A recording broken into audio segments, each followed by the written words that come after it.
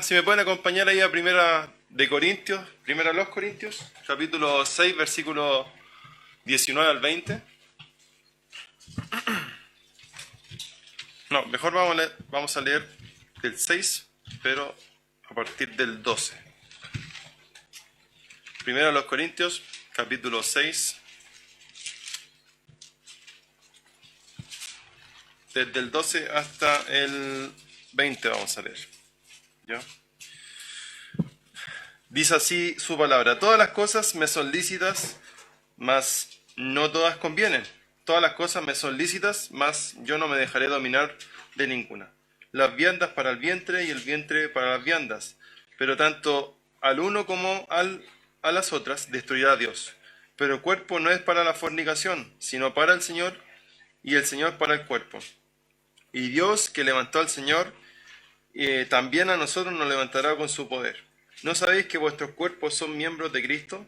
Quitaré pues los miembros de Cristo y los haré miembros de una ramera. De ningún modo. ¿O no sabéis que el que se une con una ramera es un cuerpo con ella? Porque dice, los dos serán una sola carne.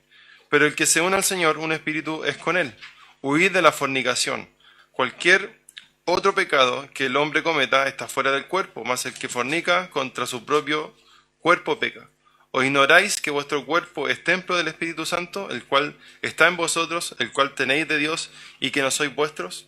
Porque habéis sido comprados por precio. Glorificad pues a Dios en vuestro cuerpo y en vuestro espíritu, los cuales son de Dios. Vamos a orar y vamos a comenzar con la enseñanza de hoy.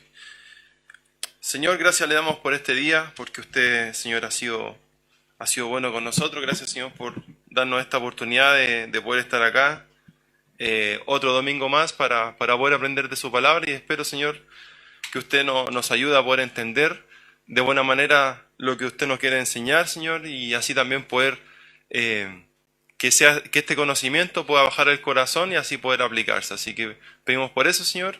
Utilíceme, por favor, para que todo lo que pueda decir sea lo que usted quiera que los hermanos puedan escuchar. Así que pido todo esto en nombre de Jesús. Amén. Muy bien. Vamos a hablar entonces acerca en específico de los últimos dos versículos, que es el 19 y el 20 de Primera a los Corintios. Ya quise leer el contexto para que podamos saber más o menos dónde se encuentra Pablo, qué estaba haciendo, qué estaba diciendo a la iglesia de los Corintios. Como todos sabemos, ¿cierto? La iglesia era una iglesia difícil, una iglesia complicada, una iglesia que estaba llena de cosas por resolver, de pecados ahí que Pablo tenía que ir corrigiendo. Y esta sección está hablando en puntual, ¿cierto?, acerca de la fornicación, de cómo las personas que estaban en ese momento estaban llevando su vida a la inmoralidad sexual. Y en un momento, ¿cierto?, en la primera parte empieza a hablar ahí, Pablo ahí en el versículo 12, todas las cosas me son lícitas, ¿cierto? Era un proverbio que tenían los corintios, ¿ya? Era algo cultural que ellos decían. Y qué importante es poder conocer, ¿cierto?, la Escritura para que nosotros podamos derribar algunas cosas culturales.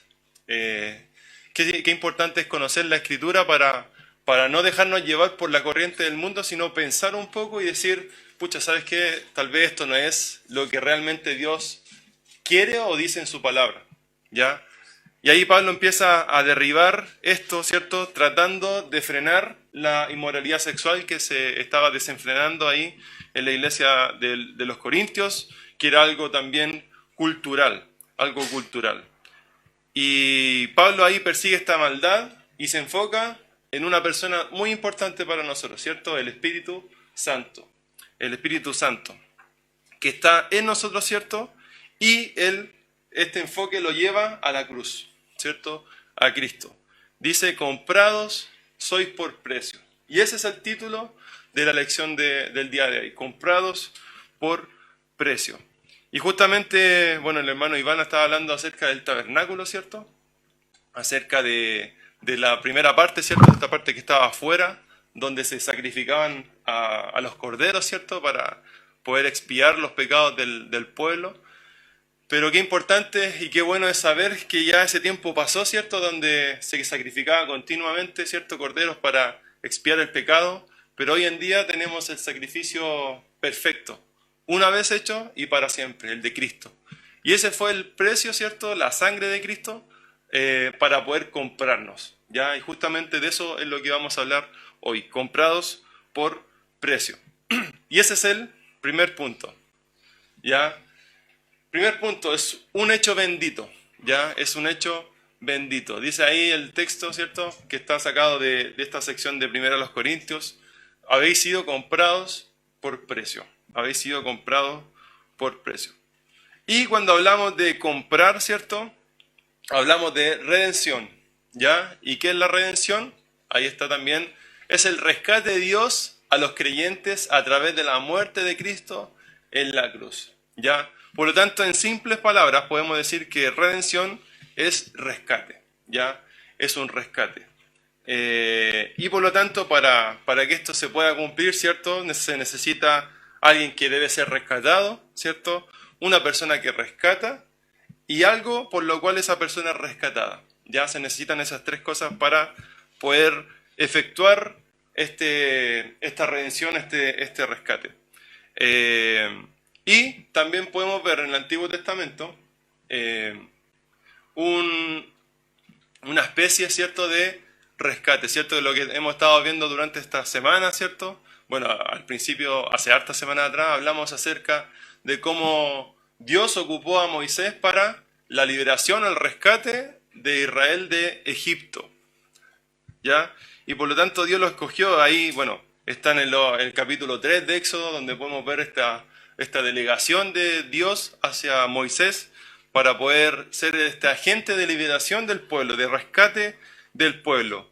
Y luego Dios se muestra, ¿cierto?, a través de prodigios, de milagros, ¿cierto?, al faraón, para que finalmente este rescate pueda ser efectuado y finalmente la liberación haya sido completa de los israelitas, ¿ya? Y ahí está un versículo importante para nosotros. Bueno, no para nosotros, sino que para Israel, ¿ya? Después de haber pasado por este tiempo en donde estaban en el tiempo de las plagas, ¿cierto? Para que el faraón pudiera liberar a Israel de Egipto. La última prueba, ¿cierto? Para el faraón, ¿cuál era? ¿Se acuerdan? ¿La muerte de quién? De los primogénitos, ¿cierto? Y Dios le había dicho ahí por medio del ángel de Jehová que lo que tenían que hacer ellos era poner la sangre de un cordero inocente, ¿cierto? Ponerla ahí, como dice el versículo, y tomarán de la sangre y la pondrán en los dos postes y en el dintel de las casas en que lo han de comer. Tenían que colocar la sangre de este cordero y finalmente lo que iba a pasar es que cuando el ángel ahí pasaría, cuando viera esta sangre en las puertas, no iba a efectuar la muerte de los primogénitos en esas casas. Y esto habla un poco de este cordero sustituto, este cordero que se necesitaba para un sacrificio para la gente, ¿cierto? Para poder sustituir al primogénito del cordero. Y finalmente eso habla acerca de una especie, ¿cierto?, de redención en ese momento de Dios hacia el pueblo de Israel, ya que el cordero era el pago del rescate de la vida de los primogénitos que efectuaran esta muerte, esta sangre, ¿cierto?, colocada en el dintel. Finalmente, ¿cierto?, pasó el tiempo, se efectuó después de esta muerte de los primogénitos la huida, el éxodo de Israel de Egipto. Después los egipcios persiguieron a estas personas, a los israelitas, hasta el mar, y ahí ya sabemos la historia, ¿cierto? Dios abre las aguas, ¿cierto?, por medio de Moisés. Ellos pasan y los egipcios mueren ahogados. Y después de este evento, ¿cierto?, Dios le recuerda ahí en Deuteronomio, el capítulo 7, dice, le habla acerca de esto a los israelitas, dice, no por ser más vosotros que todos los pueblos os ha querido Jehová, y os ha escogido, pues vosotros erais el más significante de todos los pueblos, sino por cuanto Jehová os amó y quiso guardar el juramento que juró a vuestros padres, os ha sacado Jehová con mano poderosa, y os ha rescatado de servidumbre de la mano de Faraón, rey de Egipto, y os ha rescatado. Finalmente Dios, cuando ya le habla al pueblo y empieza a hablar de esta ley a estas nuevas personas, ¿cierto? En el Deuteronomio vemos una nueva generación de personas. Dios les recuerda de dónde los había sacado. Él los sacó de mano de servidumbre, los rescató con mano poderosa, con mano poderosa. Y eso nos recuerda también a nosotros que Él nos rescató, no porque yo sea especial, ¿cierto?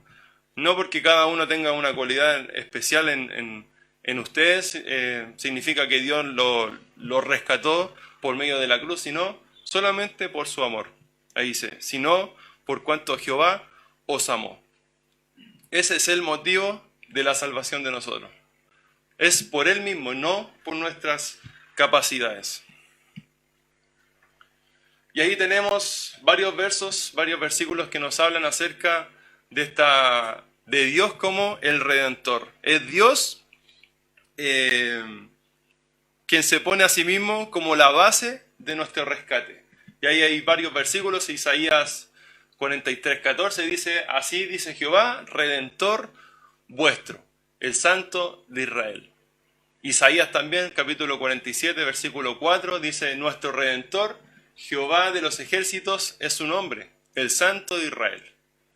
Y también hay un versículo ahí en Jeremías, capítulo 50, versículo 34, el Redentor de ellos es el fuerte, Jehová de los ejércitos es su nombre. Entonces vemos cómo Dios es la base también de nuestro rescate. Dios es el que se pone por delante, ¿cierto? Dios es el que hace la primera acción para nuestro rescate. Dios es el que provee también de nuestra compra, ¿cierto? Del precio es Dios. Siempre, siempre es Dios. Y esto también marca un hecho clave, ¿cierto? La redención es el hecho clave de nuestras vidas. Espero, hermano, que también ustedes, luego de terminar, ¿cierto?, la lección, o espero que también antes de poder terminarla, pensemos en el hecho más importante de nuestra vida. ¿Habrá sido casarnos? ¿Habrá sido tener nuestro primer trabajo? ¿Habrá sido comprarnos nuestro primer auto quizá para algunos cuando tuvimos la posibilidad? ¿Habrá sido tener nuestro primer sueldo? ¿Habrá sido tener nuestro primer hijo? ¿Cierto? Yo creo que el hecho clave y el hecho más importante de nuestra vida debiese ser no esas cosas, sino que debiese ser el momento en que Dios, ¿cierto?, nos habló por medio de su palabra y nos hizo entender nuestra condición de pecador y cómo nosotros necesitamos a un Salvador. Y ese Salvador ya estaba dispuesto ahí con su mano para poder recogernos, ¿cierto?, y sacarnos del camino al infierno que íbamos. Que recuerden, la semana pasada hablamos de eso, de cómo nosotros íbamos camino al infierno y el Señor nos sacó de ese lugar para poder finalmente tener herencia en el cielo. Tener herencia en el cielo. La redención es el hecho clave de nuestras vidas. Sin Él, sin ese hecho clave en nuestra vida, ¿cierto?, nosotros quizás en dónde podríamos estar. Quizás para algunos, ¿cierto?, podrían seguir con la misma vida, ¿cierto? Pero después de esta vida, ¿cierto?, viene el hecho trágico para todo ser humano que no ha querido en Jesús, que es el infierno. Por lo tanto, la redención, repito y recalco, es el hecho clave de nuestra vida, no otra cosa, no otra cosa. Por lo tanto, ¿cómo estamos viviendo nuestra vida? ¿Cómo nosotros pensamos o vivimos de acuerdo a esta compra hermosa de salvación que hizo Cristo por medio de la cruz? Comprados sois por precio. La sangre de Jesús fue derramada para poder ser comprados y finalmente tener esta vida que tenemos hoy en día, que quizás no es perfecta, ¿cierto?, pero de la mano del Señor siempre es más fácil. Un hecho bendito. El segundo argumento, ¿cierto?, el segundo argumento que podemos ver para poder matar nuestros pecados, ¿cierto?, primero es, como habíamos dicho al principio, es que tenemos que pensar en este hecho bendito que fuimos comprados por precio. ¿ya? Cuando nosotros pensamos que somos comprados por precio, el pecado, ¿cierto? No digo que va a seguir pasando, o sea, que va a dejar de existir, pero vamos a poder luchar de mejor manera. El segundo punto, para poder matar también nuestro pecado, es este argumento, es que la compra, ¿cierto?, también tiene una consecuencia natural, ¿ya? Dice, no sois vuestros. Cuando nosotros somos comprados significa que obviamente algo no es propio. O sea, si alguien me compra, ya no tengo facultades sobre mi cuerpo. Y eso habla también del señorío de Cristo, del señorío de Dios como un amo, ¿cierto? En donde yo no tengo ninguna capacidad, sino que me debo solamente y exclusivamente a lo que a Él me dice. Una consecuencia natural. No sois vuestros. Y vamos a hablar acerca de cómo Dios es el dueño de todo, ¿ya?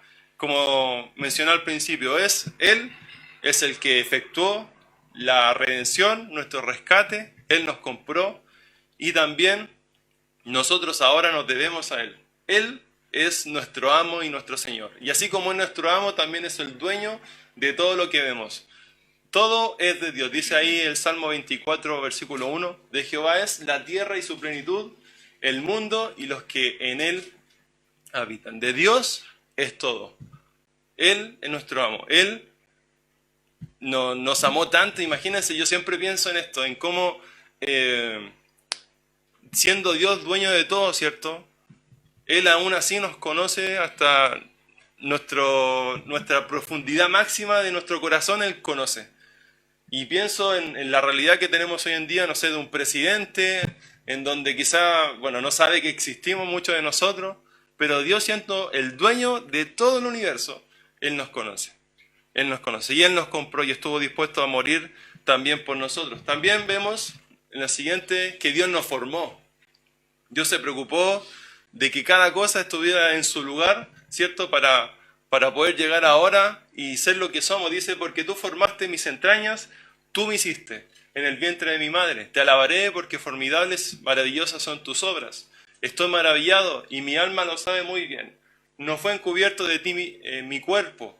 Bien que en oculto fui formado y entretejido en lo más profundo de la tierra. Mi embrión vieron tus ojos y en tu libro estaban escritas todas aquellas cosas que fueron luego formadas sin faltar una de ellas. Ahí está el Salmo 139. Por lo tanto, Dios se preocupó de que no nos falte nada. Dios es dueño de todo y aún así Él también, como es dueño de todo, también es dueño de nuestro cuerpo y se preocupó de los más mínimos detalles de nuestro cuerpo. Él nos formó. Él nos formó. Y también esto marca un hecho importante, un privilegio importante para nuestra vida. Primero, es que tenemos que pensar que nosotros no somos nuestro propio proveedor, ¿ya? Y aquí podemos ver, ¿cierto?, un ejemplo de las ovejas, ¿cierto? Las ovejas no sobreviven si no tienen un pastor. Y también el avión no puede pilotarse si es que no tiene un piloto, ¿cierto?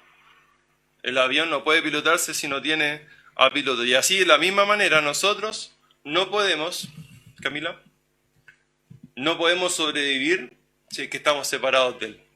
¿Ya? Dice, yo soy la vid y vosotros los pámpanos, el que permanece en mí y yo en Él, este lleva mucho fruto, porque separados de mí nada podéis hacer. Así como la oveja no puede hacer nada sin su pastor, ni el avión puede hacer nada sin su piloto, nosotros como creyentes no podemos hacer nada sin Jesús. Y esto marca un gran privilegio en nuestra vida. Por lo tanto, eso nos lleva a pensar también en que nosotros no somos no somos nuestro propio proveedor. Y eso debe marcar también una dependencia en Dios. Si nosotros no podemos hacer nada separados de Él, por lo tanto, cada decisión que nosotros tenemos que tomar debe estar enfocada primero en consultarle a Dios si es lo que realmente Él quiere. Primero también consultar en su escritura si es que lo que estoy haciendo va de acuerdo y conforme a lo que en ella se establecen los mandatos para nosotros. Porque separados de mí, nada podéis hacer. Cuando nosotros hacemos y tomamos decisiones que están fuera del lugar, ¿cierto?, del lugar de Dios, es cuando nos vienen las consecuencias malas a nuestra vida. Y también, aparte de marcar un gran privilegio, también esto marca una gran responsabilidad. Una gran responsabilidad. Como no somos nuestros, ¿cierto? No podemos empezar, tenemos que ser unos buenos mayordomos, unos buenos administradores. Y eso implica no dañar nuestro cuerpo ni pecar con nuestro cuerpo. ¿Ya? Como lo estaba haciendo ahí la iglesia a los corintios que estaban fornicando, estaban en esta inmoralidad sexual y finalmente lo que hacían eran dañar y pecar con su cuerpo. Dice ahí primero a los Corintios 4:2, hablando de los administradores, dice, ahora bien, se requiere que de los administradores, que cada uno sea hallado fiel. Por lo tanto, nuestro cuerpo no es nuestro para malgastarlo, no es nuestro para obrar según nuestros deseos, ¿cierto? Egoístas, no es nuestro para nuestros deseos depravados, por nuestra voluntad extraviada o por nuestros apetitos que no convienen. Cada cosa que nosotros hacemos debemos pensar en cómo Él quiere que vivamos, porque, como dije anteriormente, nuestro cuerpo no es nuestro, es del Señor. Él nos compró y finalmente Él nos formó y todo lo que Él nos da, ¿cierto? Como dije anteriormente, debe ser administrado de buena manera. Por lo tanto, también somos de Dios es el hombre. Ya ahí está un versículo en Jeremías, dice aquí que yo soy Jehová, Dios de toda carne. ¿Habrá algo que sea difícil para mí? Ahí está esa parte recalcada, Dios de toda carne. Él es el Dios de todos nosotros, ¿ya? De todos nosotros. Y eso también incluye nuestro ser entero, no solamente nuestro cuerpo, sino también nuestra mente, nuestro corazón, todo, ¿ya? Por lo tanto, para también ir concluyendo esta parte, ¿cómo estamos viviendo nuestra vida? Estamos viviendo una vida según nuestros deseos, según nuestros caprichos. Solamente me gusta trabajar en la iglesia con lo que quiero, no me someto. Hoy en día está de moda el tema de seguir nuestro corazón, seguir lo que nosotros queremos y nos haga feliz, pero la Biblia muchas veces, y vamos a ver un poquito más adelante, que marca el tema de negarnos a nosotros mismos, de poder pensar antes de actuar, que nuestro corazón, nuestros deseos, nuestras emociones no nos lleven a tomar decisiones, porque eso finalmente lo que va a pasar es que tomemos malas decisiones y afecte nuestra vida cristiana. Y el último punto que vamos a ver es que esto nos lleva, cuando pensamos en que Él nos compró y que nuestro cuerpo no es nuestro, nos lleva a tener una conclusión práctica, una aplicación también práctica para nuestra vida. Ya ahí dice la última parte del versículo 20 de 1 Corintios 6, glorificad a Dios en vuestro cuerpo y en vuestro espíritu, los cuales son de Dios. Esa es la aplicación. Dios nunca nos dice esto, Él solamente no se enfoca solamente en la parte teórica. Quiero que aprendas esto otro, ¿cierto? Sino que también nos lleva a la práctica. Ahora que aprendiste esto, bueno, necesito esto también de ti, ¿ya? Y eso es importante también para nosotros. Una conclusión práctica. Dice ahí el versículo de Romanos 12, dice, así que hermanos os ruego por las misericordias de Dios que presentéis vuestros cuerpos en sacrificio vivo, santo, agradable a Dios, que es vuestro culto racional. Dios nos pide, ¿cierto? Y esta también es una parte importante del libro de los Romanos, de cómo Pablo, ¿cierto? En la primera sección, del 1 al 9, del 1 al 8, empezó a hablar solamente teoría. Necesito esto de los Romanos. Después hace un alto, un paréntesis del 9 al 11, y finalmente Pablo lo que quiere es, ahora necesito que ustedes apliquen lo que les he enseñado. Y ahí empieza con el versículo 1 del capítulo 12. Les dice, hermanos, les ruego, ¿cierto?, que presenten sus cuerpos en sacrificio vivo. ¿De qué manera nosotros podemos sacrificar nuestro cuerpo, cierto? ¿De qué manera nosotros nos sacrificamos para poder llevar a cabo las órdenes de Dios? ¿Cómo nosotros podemos tener este sacrificio vivo en nuestro trabajo? ¿Cómo nosotros podemos tener este sacrificio vivo en la zona donde estamos estudiando? ¿Dónde podemos sacrificarnos para la iglesia? ¿Cómo lo podemos hacer? Y eso es importante que nosotros podamos pensar para poder actuar, ¿cierto? Y finalmente poder tener este sacrificio que Dios le agrada por nuestro cuerpo. Y finalmente vamos a pensar y saber que esto nos va a ayudar porque esto es algo santo, ¿cierto? Que es para Dios, apartado para Él y también agradable a Él. Agradable a Él. También hay otro versículo que nos habla acerca de esta conclusión práctica, que es Romanos 6:13. Dice, ni tampoco presentéis vuestros miembros al pecado como instrumentos de iniquidad, sino presentaos vosotros mismos a Dios como vivos de entre los muertos, y vuestros miembros a Dios como instrumentos de justicia. Dios quiere que nuestro cuerpo pueda ser ocupado para la justicia, para el bien, ¿ya? Dios no quiere que actuemos de mala manera, ¿ya? Como lo estaban haciendo los corintios, ¿cierto? Estaban dejándose llevar por la cultura y esa cultura les llevaba a tener inmoralidad sexual. Pero Dios dice, no importa la cultura, lo que quiero es obediencia, ¿ya? Y no solamente el Señor ha hablado acerca de ser santo, ¿cierto?, en los Corintios, sino que también en todo el Antiguo Testamento Dios se preocupó de Israel, de que fuera un pueblo santo, y por lo tanto, como Él quería eso, ahí Pedro también lo aplica, ¿cierto?, sed santos porque yo soy santo, una aplicación ahí en Levítico que Pedro también ocupa para la iglesia. Por lo tanto, Dios busca nuestra santidad, nuestra santidad. También debemos glorificar a Dios con el cuerpo, dice, con paciencia hasta la muerte. Y ahí vemos el ejemplo gráfico de Jesús, ¿cierto? Que Él se sacrificó hasta la muerte. Dice, puesto los ojos en Jesús, el autor y consumador de la fe, el cual por el gozo puesto delante de Él sufrió la cruz, menospreciando el oprobio, y se sentó a la diestra del trono de Dios. Dios se sacrificó hasta la muerte por las personas. No creo que aquí alguien se sacrifique de muerte por otro, pero también hay algunas aplicaciones prácticas, ¿cierto?, en donde nosotros podemos sacrificarnos por otro para poder servirle.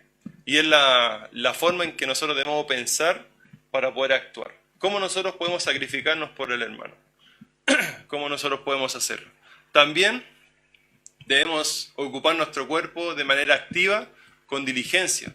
Dice ahí Proverbios 10:4, la mano negligente empobrece, mas la mano de los diligentes enriquece. Cuando nosotros trabajamos de buena manera, ordenado, cuando nosotros llevamos a cabo una planificación para poder que las cosas resulten bien, no digo que siempre va a resultar bien, pero reduce las opciones, ¿cierto?, las posibilidades de que las cosas salgan mal.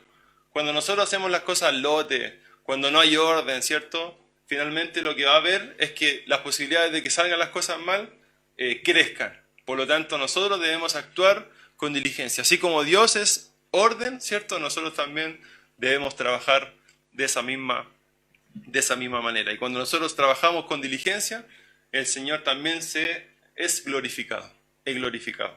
También debemos glorificar con un cuerpo adorador en oración. Dice, más tú cuando ores, entra en tu aposento y cerra la puerta, ora a tu Padre que está en secreto, y tu Padre que ve en lo secreto te recompensará en público. ¿Ya? La oración, muy importante para nuestra vida. Poder orar, ¿cierto? Y por medio de la oración también nosotros le damos gloria a Dios. También debemos glorificar con nuestro cuerpo cuando es bien gobernado, ¿cierto? Y ahí está la parte que la había mencionado anteriormente, por abnegaciones propias, o sea, el negarse a sí mismo. Cristo lo hizo. Dice, llamando a la gente, y a sus discípulos les dijo, si alguno quiere venir en pos de mí, niéguese a sí mismo, tome su cruz y sígame. ¿Cierto? Cristo, como dije anteriormente, Él también se negó. ¿Cierto? En ese momento, cuando estaba a punto de entrar a todo lo que venía para el sacrificio de su vida por nosotros, quizá Él sentía esa presión en el pecho y quizá en algún momento dijo, esto va a ser difícil de hacer.